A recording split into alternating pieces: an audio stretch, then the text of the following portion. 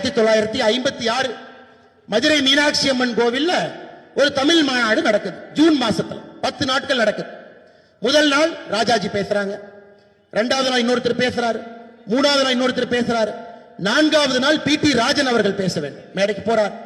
ஆனா அந்த அழைப்புதல்ல சம்பந்தமே இல்லாத, பெயரே இல்லாத அண்ணாதுரை அவர்களை கூட கூட்டிட்டு போறாங்க. மேடைக்கு போய் அண்ணாதுரை அவர்களுக்கு மைக் கிடைக்குது. பேசுவதற்கு முன்பு மணிமேகலை என்கின்ற குழந்தை மிக அற்புதமாக ஒரு தமிழ் சங்க இலக்கிய பாடலை பாடுறான். உன்னை மைக் எடுத்த அண்ணாதுரை என்ன சொல்றாரு? ஓ, இந்த பொண்ணு நல்லா பாடிச்சு மணிமேகலை. இதே கற்காலமா இருந்தா என்ன சொல்லியிருப்பாங்கன்னா, உமையவள் அவருடைய பாலை குடித்துதான் இந்த மணிமேகலை பாட்டு பாடினாங்கன்னு கட்டுக்கதையை கட்டி விட்டுருப்பாங்க. நல்ல வேளை பகுத்தறிய வந்துருச்சு, மக்கள் இதையெல்லாம் நம்ப மாட்டார்கள். அண்ணாதுரை பேசுறாங்க. ஆறாவது நாள் முத்துராமலிங்க தேவர் அவர்கள் பேச வேண்டும். அதே கூட்டத்தில் ஆறாவது நாள் பேச வேண்டிய முத்துராமலிங்க தேவர் ஐயா 5வது நாள் வர்றார் மேடைக்கு. ஒரு நாள் முன்னாடி வர்றார். PT ராஜன் அவர்கள் நீங்க பேசக்கூடாதுங்கிறார்.